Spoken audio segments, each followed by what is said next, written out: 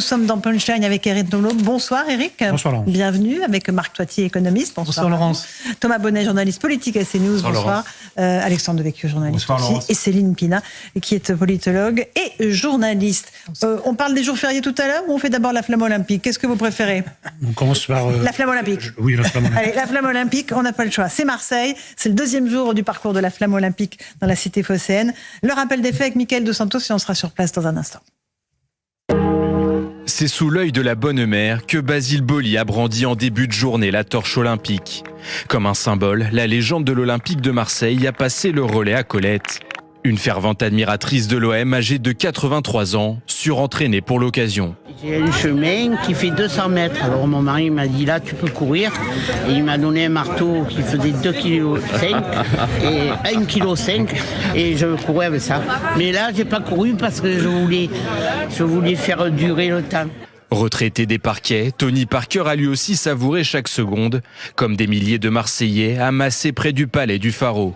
L'engouement de Marseille pour la flamme, c'est vraiment quelque chose de phénoménal. Depuis le temps qu'on en parle, ça y est, on y est maintenant, on le touche du doigt, elle est en route pour Paris, on y est presque. Comme tous les relayeurs, l'ancienne star de basket a bénéficié d'une protection rapprochée. 18 coureurs, policiers et gendarmes, mais aussi des motos, des voitures et des fourgons.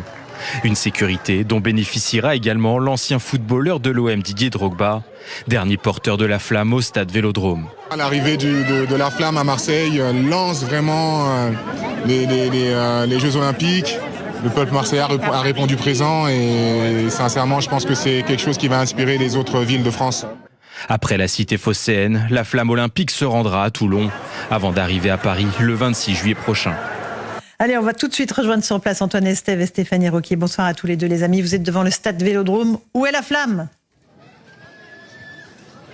La flamme est sur le Prado en ce moment, cette très grande avenue qui arrive ici au stade Vélodrome depuis le centre-ville de Marseille. Et regardez cette foule qui est massée. Alors on a pu observer, je sais que c'est un sujet qui vous intéresse depuis hier, le service de sécurité de la flamme olympique avec Stéphanie Rouquier. C'est très impressionnant. Il y a tout d'abord cette première vague de gendarmes qui arrive en avant, en amont de la caravane publicitaire de cette flamme olympique. Il y a ensuite la flamme olympique et puis tout autour, un service de gendarmes habillés en civil, prêts à intervenir. Hier, la police municipale de Marseille nous expliquait que la première consigne en cas de pénétration à l'intérieur de la bulle de sécurité de cette flamme olympique, c'est de plaquer la personne au sol pour l'immobiliser, pour laisser passer le cortège de la flamme. On a vu donc ces gendarmes, cette protection rapprochée de la flamme, c'est comme une quinzaine, si vous voulez, d'agents de sécurité privés qui sont autour de cette flamme olympique. Et puis derrière, le cortège de policiers et de CRS, de gendarmes mobiles qui accompagnent cette flamme olympique sur tout son parcours. Cette flamme qui va arriver au stade Vélodrome. Regardez, les marches du stade Vélodrome ici sont remplie de monde.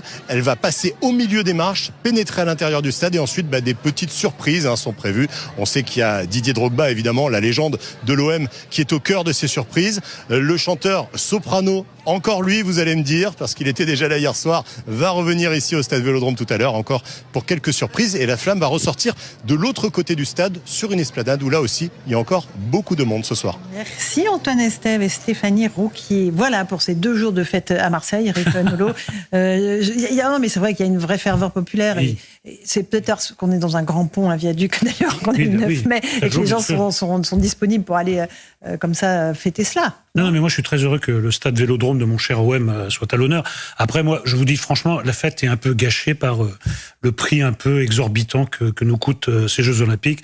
Entre le quoi qu'il en coûte social, où toute revendication est satisfaite par principe, l'enfer sécuritaire que ça va être à Paris, la défiguration de la ville, le fait que même on a failli sacrifier l'éternel à l'éphémère en supprimant les boîtes des bouquinistes, je trouve que sans demander des jeux au rabais, un peu de modestie aurait été bienvenue. Je pense qu'on n'a plus les moyens ni financiers. Une version décliniste un petit peu des JO que vous nous décrivez. Un peu plus sobre. Je demande pas que ça se passe avec des moyens dérisoires. Il faut quand même qu'on tienne notre rang. Je trouve que c'est un peu démesuré et franchement la défiguration de Paris depuis des mois et qui va durer pendant les Jeux Olympiques, moi ça me fait vraiment de la peine. Alors Marc Toiti, vous allez nous parler argent. Un point, c'est la réconciliation également entre les Marseillais et les Parisiens, parce que c'est comme les Jeux de Paris.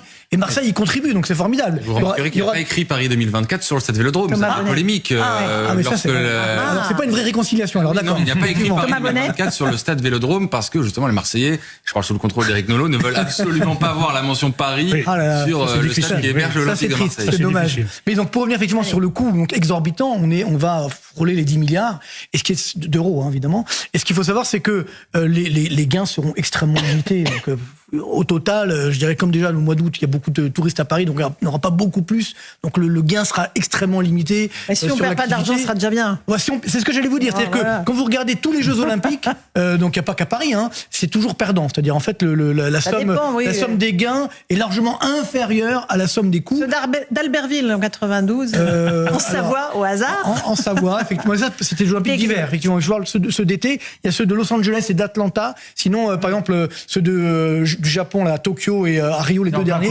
c'était une catastrophe. Mais par contre, c'est vrai qu'il y a cette liesse populaire. Par contre, le problème, c'est que, attention, il y a une liesse populaire, bien sûr, mais le quotidien des Français n'a pas changé. Parce qu'il y a les Jeux Olympiques, les prix baissent, que l'inflation va reculer, que le pouvoir d'achat va s'améliorer. Donc voilà, ça nous donne un petit bol d'air. Mais je pense qu'il ne faut pas perdre de vue l'essentiel. Juste une remarque.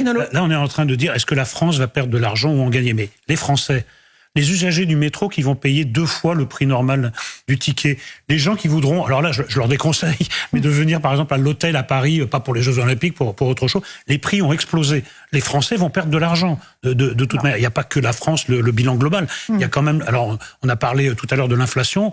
Écoutez, en période d'inflation, ça va être la double peine.